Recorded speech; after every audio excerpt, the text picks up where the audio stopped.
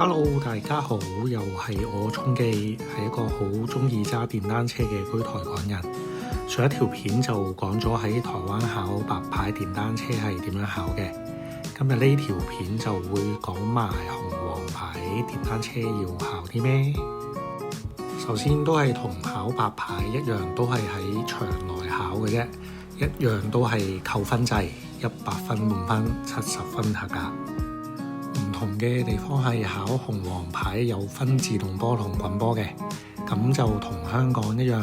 如果你用自動波去考嘅話呢，到時個牌就淨係可以揸自動波，不能夠揸滾波。雖然紅牌同黃牌係兩個牌嚟嘅，但係紅牌係可以揸埋黃牌，所以報名嗰陣時直接報紅牌係一個好正常嘅選擇。因為紅黃牌都係考同一樣嘢。我自己本身喺香港就揸咗好多年電單車噶啦，但係因為香港牌嚟到台灣級牌嘅話呢，最多可以級到白牌嘅啫。考紅黃牌你係需要有白牌攞咗1年之後先可以去申請考試。所以我而家就去考呢個紅黃牌機車駕照啦。我報名呢間駕訓班係用 Yamaha MT-07 去考試同練習嘅，由報名到考試用咗7日時間，費用7000台幣有找，冇錯，喺台灣考車就係咁有效率噶啦。OK， 講得差唔多啦，咁我哋而家去睇下喺台灣考紅黃牌要考啲咩啦。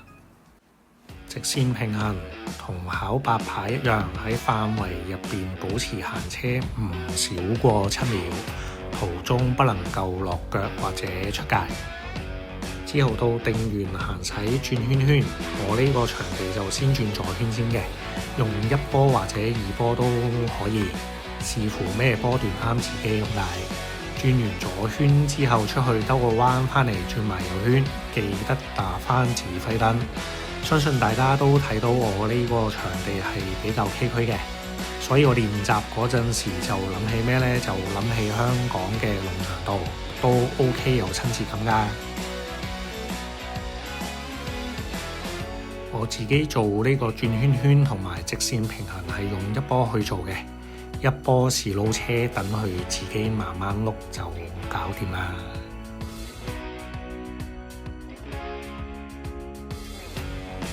之後就到鐵路平交道，停車唔好過界，紅燈唔好開車，等支紅燈熄咗先開車。之後轉個左彎就到下一個項目，直線剎車。直線剎車要求係需要上到3波，同埋時速要超過25公里。停車用1、2、3波停都冇所謂嘅，唔好跌車就 OK 噶啦。之後轉過嚟就到坡道行駛，即係上斜路同落斜路，轉彎前記得打返指揮燈。之後就嚟到呢一個行人穿越道，即係斑馬線一樣啦。紅燈着緊嗰陣時，千祈唔好開車，停車嗰陣時唔好過界。燈熄咗起步，去到下一個項目交叉路口啦。留意返停車唔好過界，紅燈要停車，等佢綠燈着咗之後駛到去出邊泊車，咁就完成考試啦。